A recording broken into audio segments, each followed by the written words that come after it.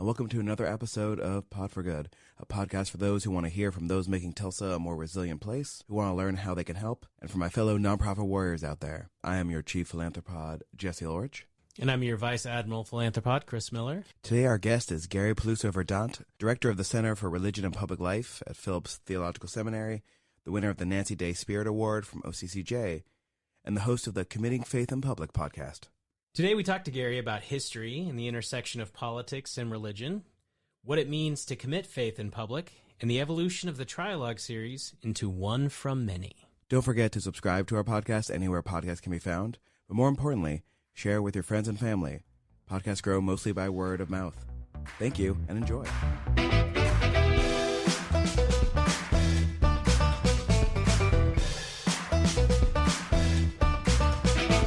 Excited to have Gary on the podcast today. Hello, Gary. Hi, how are you? I'm great. So, for the people listening, one of the programs that you've been heavily involved in is the Oklahoma Center for Community and Justice Trialogue series, which for about 2 years I was also involved in, which normally it was a series of programs, 3 weekends in February around a common theme, trying to bring people together to sort of discuss and learn amongst each other. And that program has been going on for how long? Oh, over 30 years now. Over 30 years. And the Tri has been Jews, Catholics, Jews, Christians, and Muslims is the Tri, so the Abrahamic faiths. So think about that. 30 years ago, Muslims is part of this in Tulsa. That's one of the things that's so surprising for people outside of Tulsa is you have this kind of interfaith community in the buckle of the Bible Belt? Yes, exactly. And maybe because of the buckle of the Bible Belt, we really know how much we rely on each other. Those of us who have this kind of civic good orientation. This year, OCCJ and you are trying to do something new. Can you tell us about how you're going to reshape Trialogue? Sure. So as OCCJ has changed over the years from it started as the National Conference of Christians and Jews, and then the whole national scene changed to more the community and justice focus, but with a lot of religious participation still. Well, as who participates in the work of social justice, inclusion, diversity, positive, and the like. So OCCJ is trying to broaden its core constituency, which does include people who do not identify as people of faith, but definitely people who are committed to these kinds of common good issues. And so a few years back, I was approached by some OCCJ staff that, could you help us with Trialogue to make it reflect more of that diverse constituency? And so we've tried over the last few years to do that with some success, and some, I would say, some of it hasn't been all that successful. It's sometimes hard when you make change not to lose some of your core constituents, which happens to be especially Christians and Unitarians of a certain age. I'd be on the younger side of that. I'm 64 and all. And plus also, it was a very important time for the Muslim community, because what Trialogue has always tried to do is create conversations in the form of panels that would advance understanding from a religious point of view, from a social point of view. And this was a very important part of, especially in post 9/11 America, for Muslims in the Tulsa community to have a place where Muslims could be addressing persons who are not Muslims about what they understand to be the core of Islam, which is quite different from lots of media depictions. And for some of our conservative Christian brothers and sisters in the state, Islam is not seen as a legitimate religion, where a different point of view can be done. So that was what Trialogue was. In our attempt to expand, we didn't really feel like we were able to break out of the come for 3 weeks, 2 hours at a time and all. And at the same time, I had completed my work as president at Phillips Seminary, had been granted a sabbatical, during which I was able to retool in a direction that I've been wanting to move for some time, which is about how we as people of faith show up in public life, and in particular emphasizing those of us who have more progressive values around justice, inclusion, social compassion, and the like. it occurred to me during the time of my sabbatical, as I was doing really pretty extensive reading, the modern history, especially post-World War II, that I kind of boiled down to how in the U.S.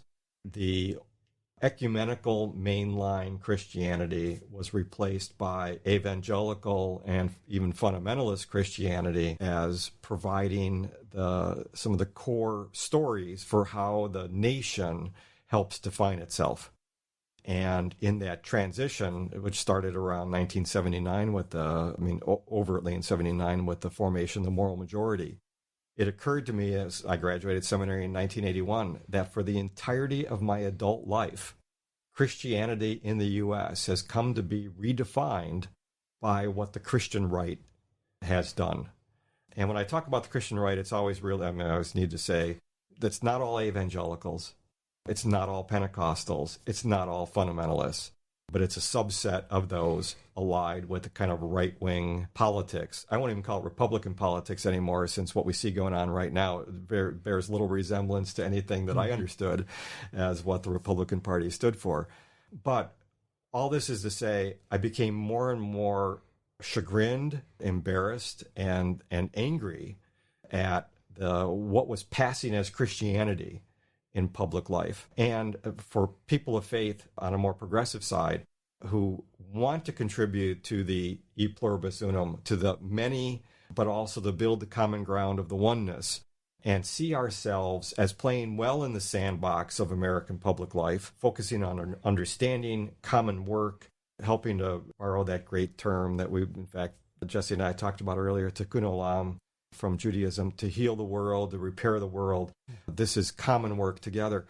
So knowing that, on the one hand, Trialogue needed a different format, coming out of my own personal state where I was at with my scholarship and where I was now heading with the seminary's blessing in terms of trying to start a center for religion and public life, I thought, well, let's see if we can put together something that's different.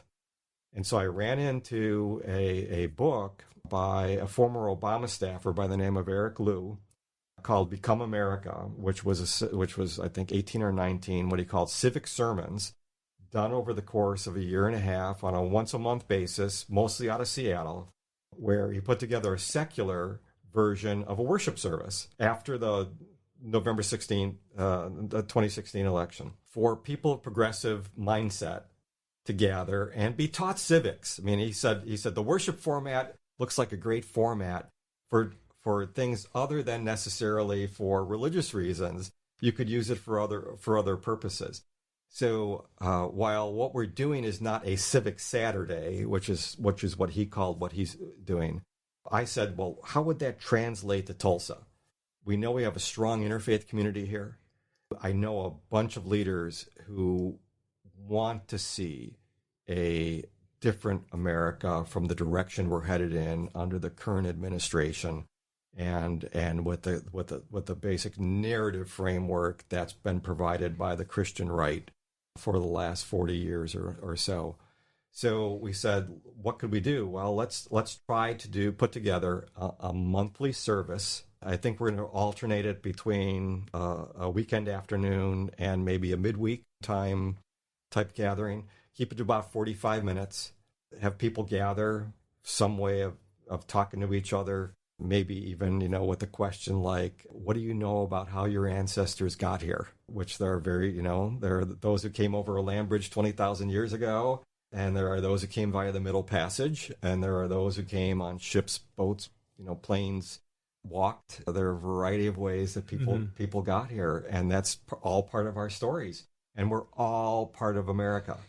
So introduce each other some, have some singing, have a performance or two. The folks at the Woody Guthrie Center have signed on. They're part of our committee. So we're hoping to get some good musical talent in these services too. And then to listen to one of our interfaith who can speak on the topic. Here's the America I want to live in, and here's how my faith informs that. So many people are led to believe that the only way that faith informs anything today is from a conservative and who we exclude point of view. There's a whole lot. That actually brings up specifically a question, because talking to a lot of people who have either drifted away from their faith, yes, or never had faith, or especially with regards to Christianity, but Islam as well, to your point, see it as a conservative thing. Right. And so they never come back, because whether it was a bad experience or just generally everything they've seen has said that religion is conservative. So right. how do you battle through that? How do you get people who feel that way to come to these services and come to these discussions? It's a really fair and important question. Mm-hmm. And even in our first phone call with the committee, this came up, because we're trying to find a way, and I'm not sure we're there yet, mm-hmm. for both saying what we're doing here is rooted in faith, and that faith is the variety of faiths in the Tulsa area, which is, again, a lot more diverse than a lot of folks think. Mm-hmm. But we don't want to exclude those people who are the nuns, who have now one of the largest single constituency groups in the United States is for people who do not profess any religion, mm-hmm. but they also have a strong civic sense, mm-hmm. Who think that our social fabric's a little thin, and there could be more compassion, justice, love, and the like.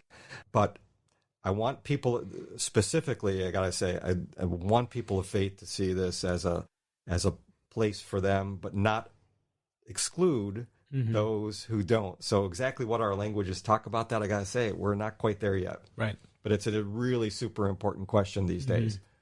Well, that comes up when we had Moises on the podcast, which hopefully that episode airs before this one. We talked about how in that one, how people from, who would label themselves as LGBTQ plus, how they do not feel connected to right. whatever faith they were either raised in or that they've run into, and how when we say the word interfaith, what we mean is diverse. We want mm-hmm. people from all different kinds of life to come together and just enjoy each other's company and learn from each other. But when you do that from a religious standpoint, you're already turning off that large population. So the words we use are incredibly important there. Right. I mean, and so we've talked about, is the word spiritual rather than religious, because in mm-hmm. spiritual, at least, it gives it the possibility that you're not talking about an organized religion, mm-hmm. but you are talking about there is a deeper purpose, there is a higher purpose, there's something important here which is not limited to us. Right. And I think there are a lot of people, even a lot of Christians, who consider themselves Christian but do not attend services anymore because they have lost, faith in organized religions, not in their religion. If that makes sense. Sure.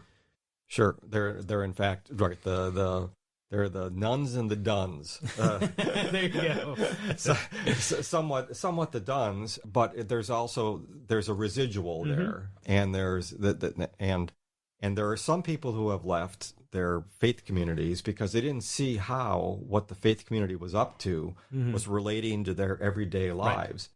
One of the concerns I have and have had for a long time is that, as this nation moves towards 2040, 2042, 2044, whatever the year actually will be, when we become a no majority nation in terms of racial, ethnic, how are we preparing for that?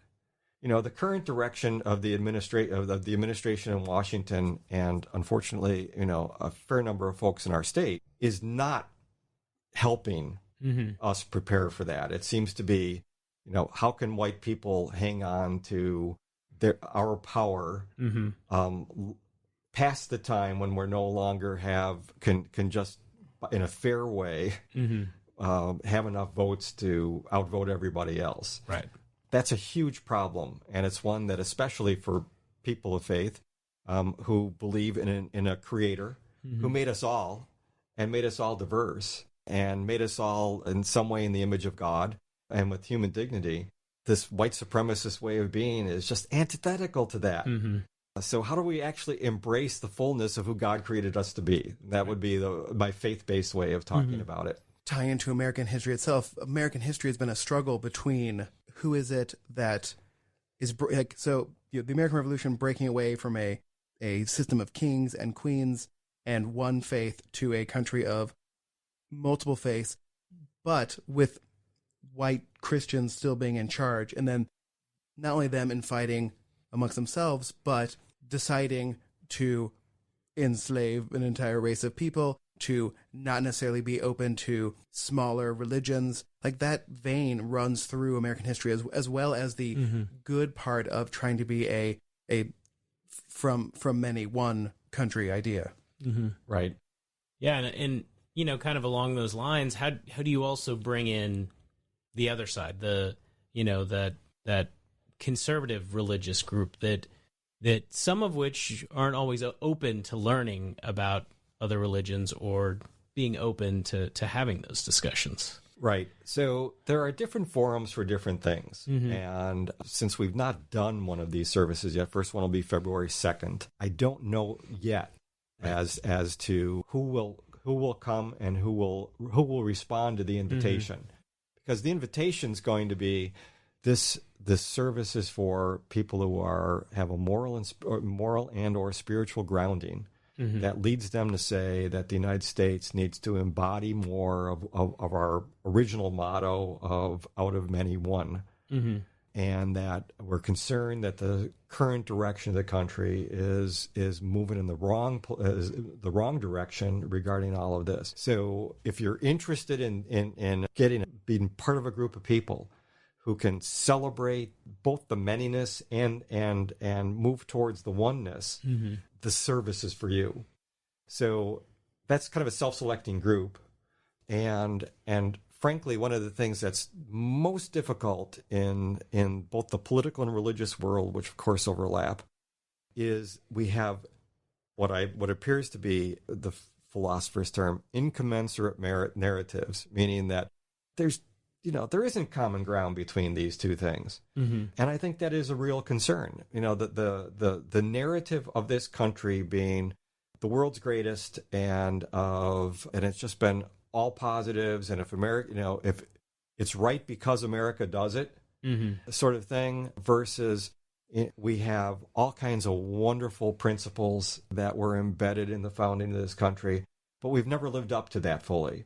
And for African Americans, this is not the promised land. This started out as Egypt, another kind of captivity, and we're still looking for that true Exodus event.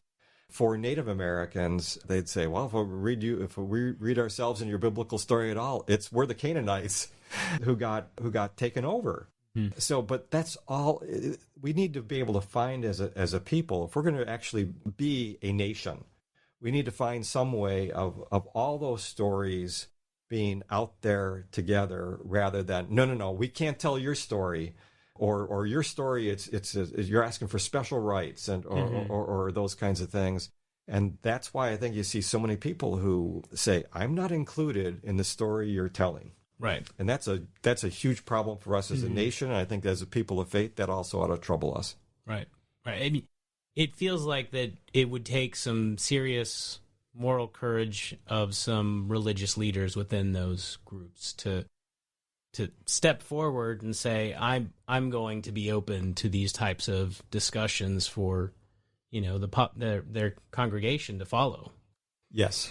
Yeah, absolutely courageous moral leadership. Explain this moral leadership to me. I don't think I've seen it recently. So you are now the director of the Center for Public Life at Phillips Theological Seminary. So when you say Center for Public Life, what does that mean?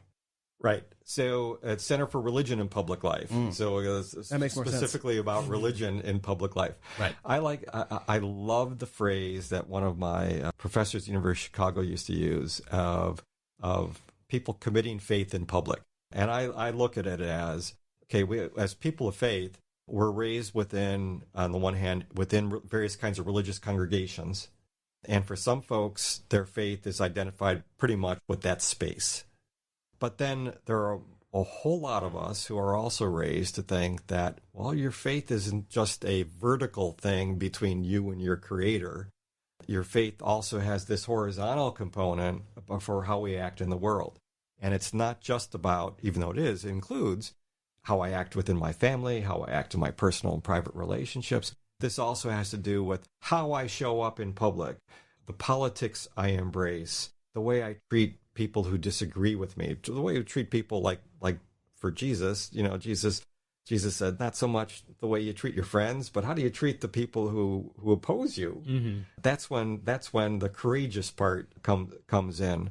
So we're trying to look at how are we showing up as people of faith in public.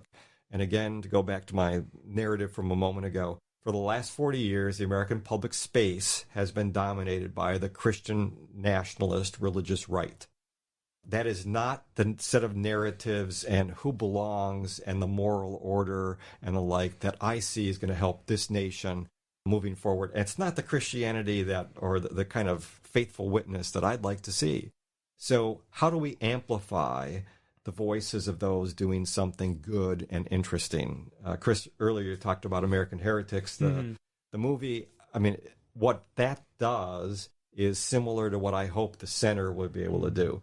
People watch American Heretics and goes, that kind of religion exists in Oklahoma? Mm-hmm. Yeah, liberal religion exists in Oklahoma. Mm-hmm. Progressive values also exist in Oklahoma. We have people doing the work right now. Some people who are exercising that courageous moral leadership. Mm-hmm.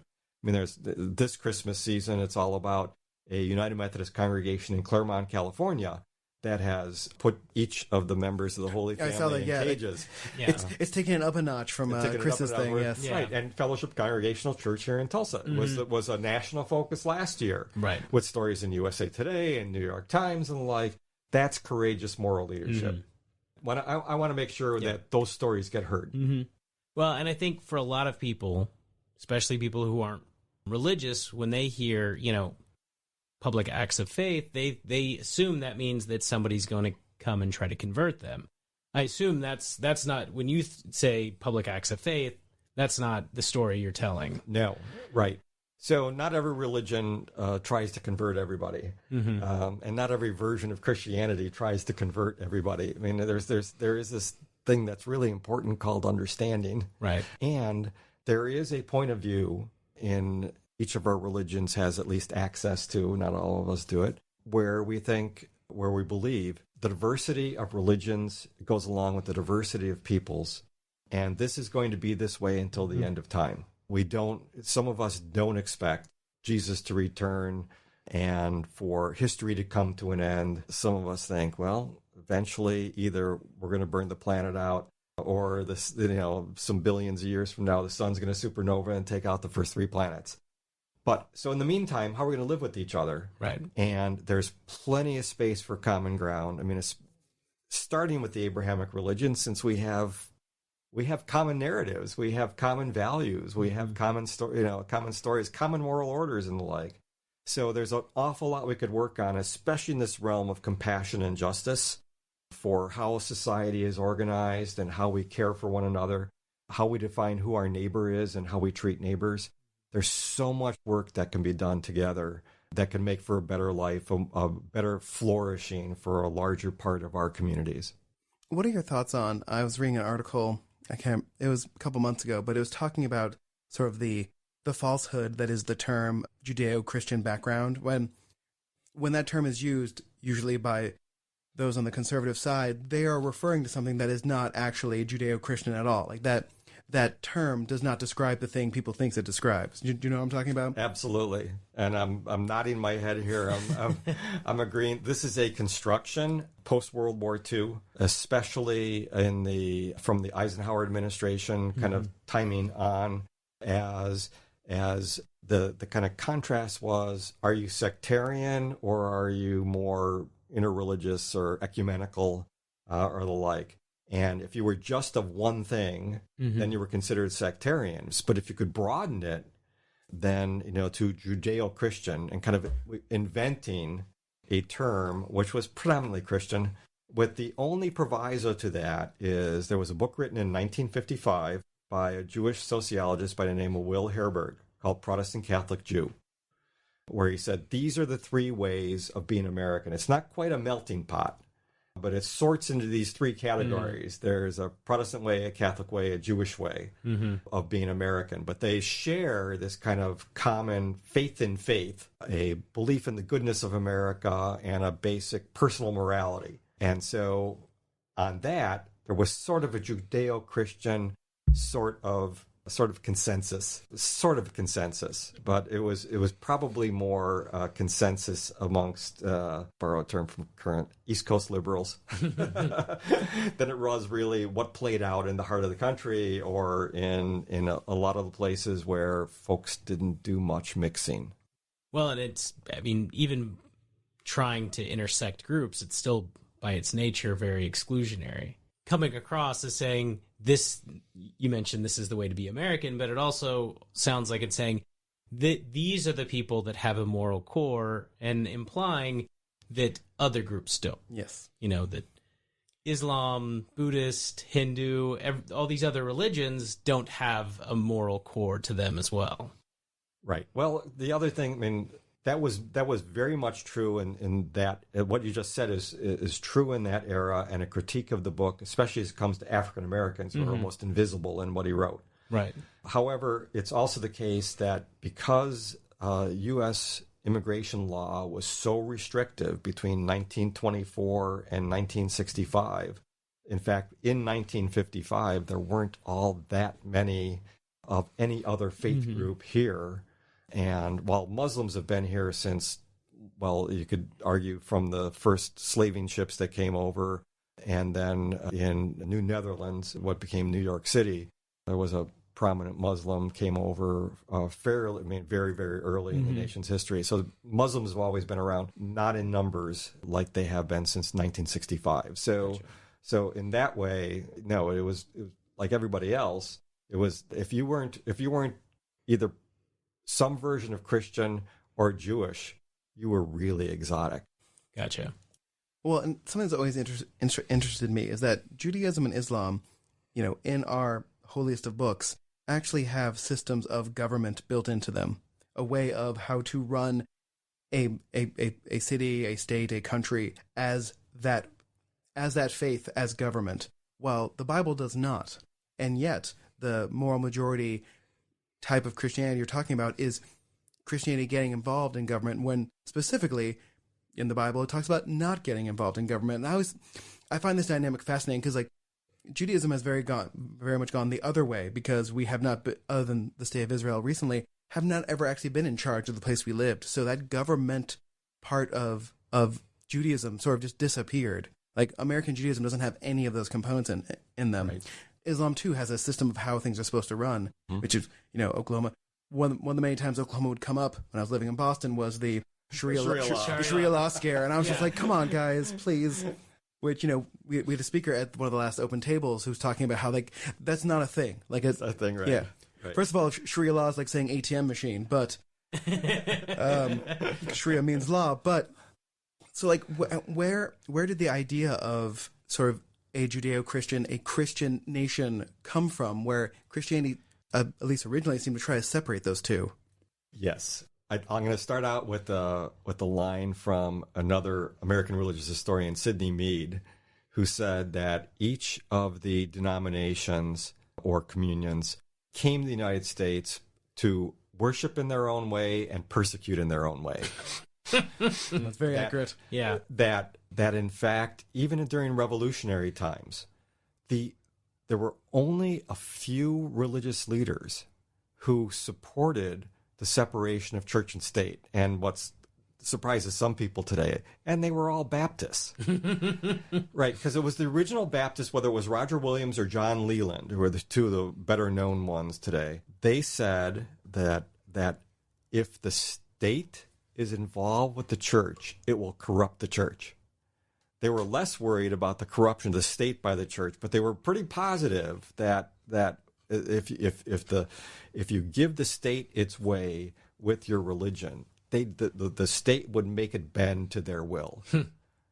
Hear that? I want everybody to really hear that. Yeah. Right? Because we're seeing that absolutely at the present time. Well, and wasn't there also a strand where they were worried it was not going to be their religion that was adopted as it was a sort of, we're not going to compete on what the national faith of America is going to be because we don't want any one of us to win said competition. I always got that sort of sense from it, where there were so many Christian denominations here, and they were like, well, we all want to do our own thing, so let's not do that. Right. And the the federal Constitution didn't apply to the states when it came to religion at first, and that some, even present Supreme Court Justice Clarence Thomas, is still not sure that the First Amendment applies to states. I would like to hear him say that, though. It would be great if he did. So you could have state establishments, and they did. State establishments went into the earlier part of the 19th century, other than places like Pennsylvania that said, we're not going to establish anybody here. And so you'd have these, correspondences back and forth between James Madison and I think it was Thomas Jefferson. It was like, oh, you're in Pennsylvania right now. You're able to breathe the air of freedom, while here in Virginia we're trying to get the Jeffersons first try for getting a religious freedom law passed in Virginia to disestablish the Anglican Church. So there were church establishments along the way.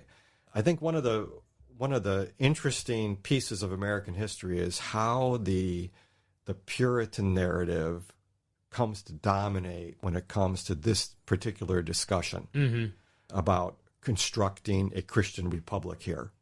And in today's Christian theological terms, the Christian nationalists are really dominated by a very conservative kind of Calvinism, which is what the Puritans also were, that claims that, well, we were actually founded as a Christian nation. It was a mistake not to put God in the Constitution. Fact is, you read what they would say is you read the Constitution in light of the Declaration. And the Declaration had nature and nature's God in it, and divinely created rights. So the government doesn't give rights; the Creator is given the rights. And this has to be a Christian nation. So they play that out. And what also gets played out, however, is it goes back to the Civil War, and this also comes to your question, Jesse, about kind of faith in public life kinds of things. So during the Civil War, the rhetoric on both the North and the South from the pulpits got raised higher and higher about God being on our side. And then the Confederacy or the Union declaring days of fasting as well as days of Thanksgiving and feasting. If they lost a battle, it's like, declare a national fast. It must be that we don't, we did something wrong. There's sin in us, and if we were really faithful and righteous, we'd be winning these battles because God is definitely on our side, which they each very much felt. However, on the issue of slavery per se, the northern pulpits became more and more adamant as the war went on. They didn't start this way, but as the war went on, became more and more adamant that the abolition of slavery was a just cause. Whereas the South said the Southern preacher said this is an economic matter that the church should not be touching. Or they actually said, well, the Bible, Noah's son Ham was punished for seeing his father's nakedness and reporting it to his brothers. And Ham is the father of the Hamitic peoples, which according to the Bible is the people in Africa. So all Africans carry the curse of Ham, and they were supposed to be enslaved. So either you had it they were supposed to be enslaved, or you had it that this is an economic matter, and the pulpit ought not to touch that. And so historians talk about there being now, having developed a two-party system in American Protestantism. One that said the pulpit has to include some political matters, and the other said this is only a matter of personal faith between you and God. And you still see that two-party system playing out a lot. Interesting. I mean, when Jerry Falwell, well known now for having founded, one of the founders of the Moral Majority, in about 1963, it was 63 or 64, he preached what became a very famous sermon that said Christians ought not to be involved in politics. Preachers, you need to get back into your pulpits and back into your prayer rooms. And it was really a pointed sermon at Martin Luther King Jr. saying you don't belong in public. It's converted. You're going to convert people in their heart one at a time, and if you convert people, racism will fall away. Even like when you first started, I was like, man, he really took a turn. And then by the end of it, I'm like, oh, it was still the same thing. It wasn't his gospel that was being preached in public, so he didn't want gospel preached in public. Well, I mean, especially in the South, African American churches were the birth of a lot of their political movements, the forefront of the civil rights movements, and stuff like that. So there were a lot of white churches that at that time decided that to speak out in general, well, churches should not be political.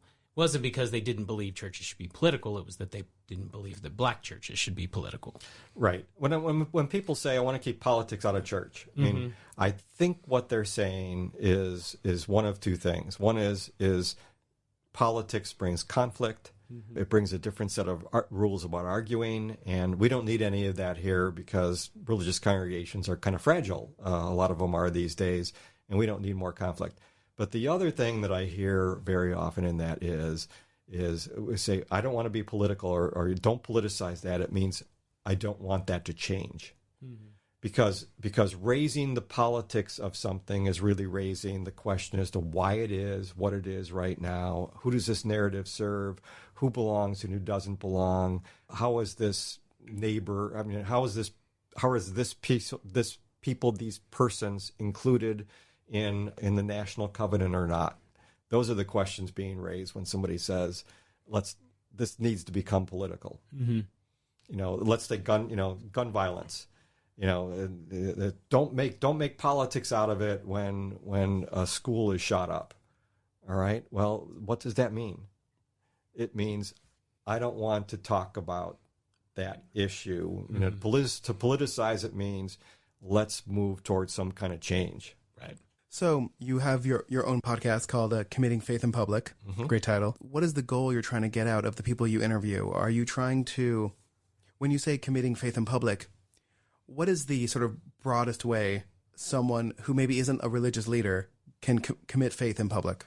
So what I'm trying to do with the podcast is to highlight stories that might go unreported. We all know there's one religion reporter, full-time professional religion reporter in Oklahoma now, and she's at the Oklahoman. We have none here in Tulsa. And stories from those of us in the more progressively leaning communities or communities with some progressive values have always been fewer than the biggest churches that have been around here. So finding ways to tell those stories and amplify those voices.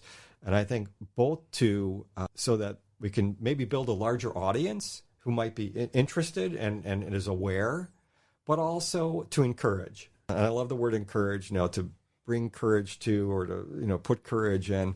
A lot of times you hear, oh, I couldn't say that in church, or I couldn't do this at the mosque, or I couldn't do this in synagogue and the like. Couldn't be said. All right, let's challenge that a little bit by here's some people who we talked earlier about moral leadership or moral courage in our leadership who are exercising that. Maybe then if we tell those stories and like, how did that come to be? How can with the appreciative inquiry approach of rather than everything's being problematized, it's the cool. Why did that work so well? How can we have more of that?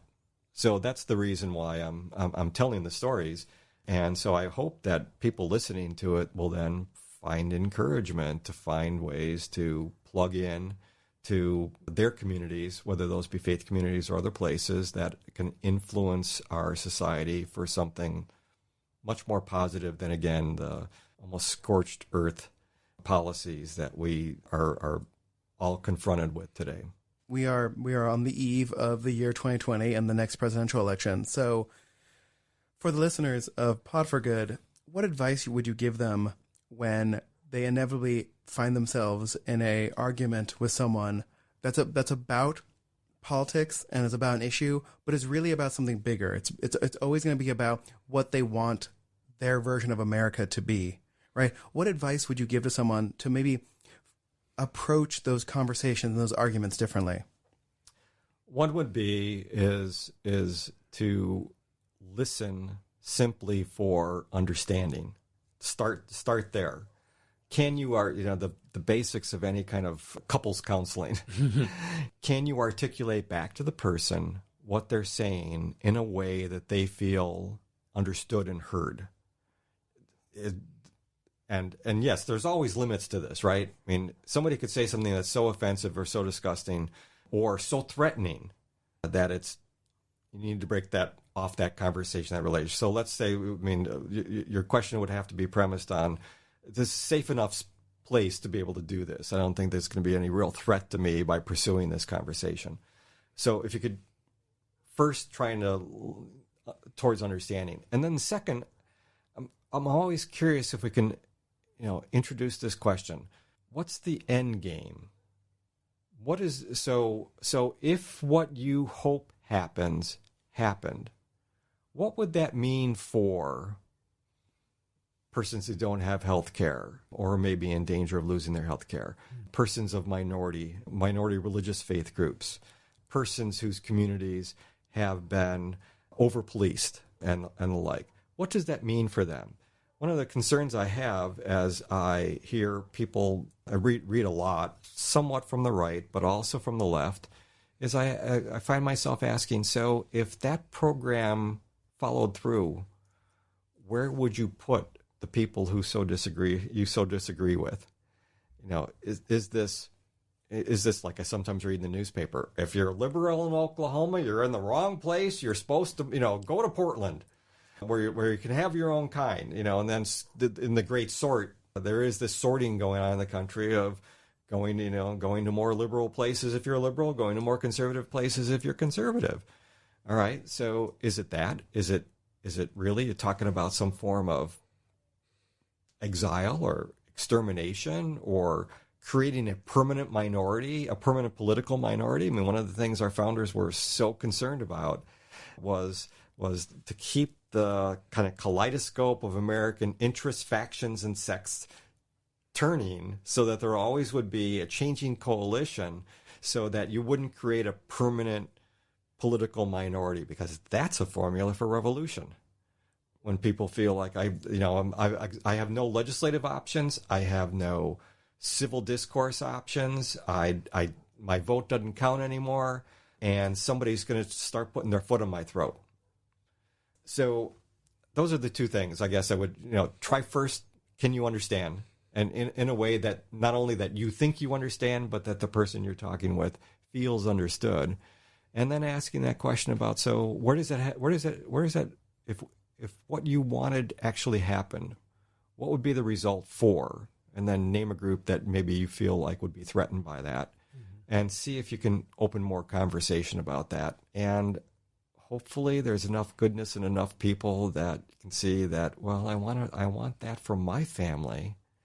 But in order to have it for my family, really it means that it has to be reciprocal. It has to be a reciprocal option or opportunity. Otherwise, it's not really fair. And don't have that conversation on Facebook. You can't have that conversation Nope. on Facebook. Where is the right place? Because it does seem like a lot of this type of discourse, unfortunately, now happens on social media, whether it's Facebook or Twitter or wherever else. I mean, where is the right place to have these type of conversations? One of the groups that I admire in what they're doing right now, I think they have a big goal of depolarizing America, and that's Better Angels, which is a conversation-based program where they bring together self-identified blues and reds and take them through a protocol for whether it be a 2-hour or 4-hour or day-long kind of seminar, where the protocol is and program is based on, no lie, what a marriage counselor put together for helping deeply conflicted parties simply come to understand each other and humanize each other some. And I don't think you can do that apart from face-to-face, and not with surrogates, not with stand-ins, not just with let's role play this here, but actually having that kind of opportunity. And because of the way we've sorted as a society, and social media, of course, helps drive this now with, finding your smaller and smaller group where people really agree with me, it's making it more and more difficult to have the kind of complex society that we are. So, workplaces have an opportunity to do this. Some religious congregations have an opportunity to do this. And I'd ask, I mean, how many congregations teach people the skills that we often associate with civil discourse, but it really is about, I always point out to people, civil discourse is not being nice. Mm-hmm. Civil discourse is a way of having difficult conversations about matters that we deeply disagree on, but have to find some way to live with each other. Mm-hmm. That's where you want civil discourse as one of your tools in your toolbox. Not the only one, but it has to be. Where do we teach that? I don't think there's enough places where we're teaching that right now. No. So I think I have no confidence that any of this could be done better unless it's done face-to-face. Right. So get out there, people.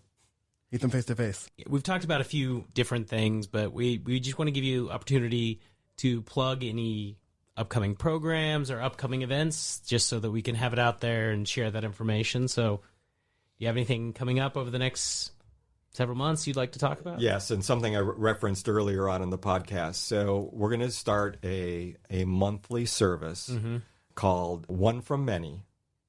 That first service will be February 2nd, 3 o'clock at Phillips Seminary at 901 North Mingo Road in our chapel, which is a nice non-sectarian space. Can hold about 200 people. And we're going to have a great time of introductions and some singing and some American protest music and some readings from the canon of American civil religion. I mean, stuff like speeches by Abraham Lincoln, Martin Luther King Jr., Frederick Douglass, and the like.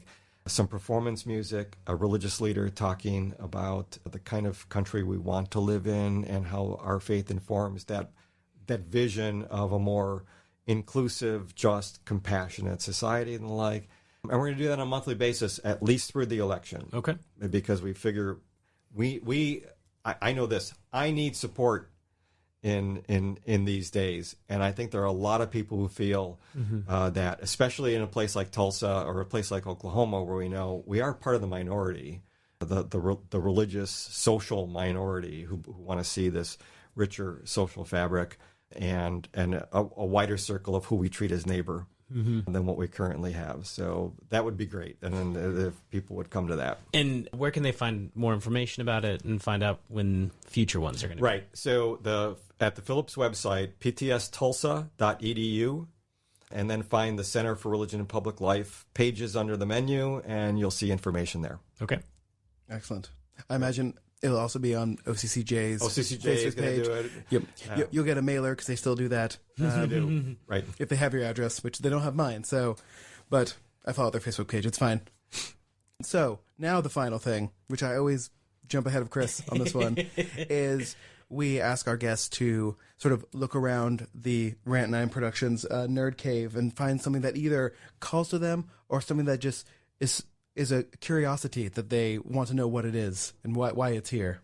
So we'll give you a minute to look around. You have lots of interesting things. So tell me about your banjo. My banjo. Okay. So I do not myself play the banjo, but I discovered the banjo via the banjo virtuoso Bello Fleck, who I discovered via the Dave Matthews Band.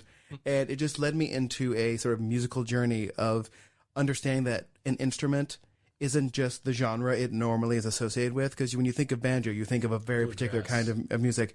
And he's able to play jazz, he's played classical, he's made the banjo make noises I didn't think a banjo could make, and it's beautiful to me now. So I've been obsessed with the banjo ever since, and so... Just not obsessed enough to learn how to play it. Yeah, well, I've been busy.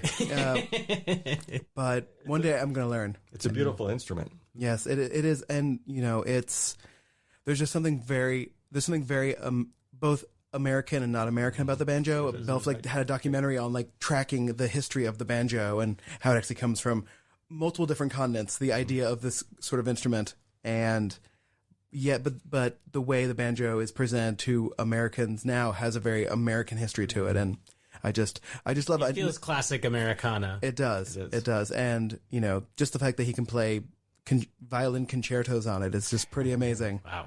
One day obviously will never be as good as him, but one day I definitely want to learn how to play it. First I have to get it repaired, so it is broken, but I just love looking at it. So for the banjo, which we will get a picture of you holding my banjo. So it's very exciting. So cool. Thank you again for joining us. Yes. Thank you. It's been wonderful.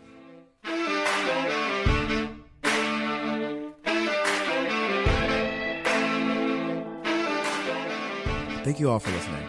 I know there are countless podcasts out there, and we appreciate you taking time to listen to ours. All the dates and events mentioned in this podcast will be in our show notes. And if you want to share this podcast, the easiest place to find it is on our website, rant9.com. That's RANT9.com. We like numbers here. And if you want to help us continue to make this show, please buy us a cup of coffee. Link also in our show notes. Get it done, Tulsa.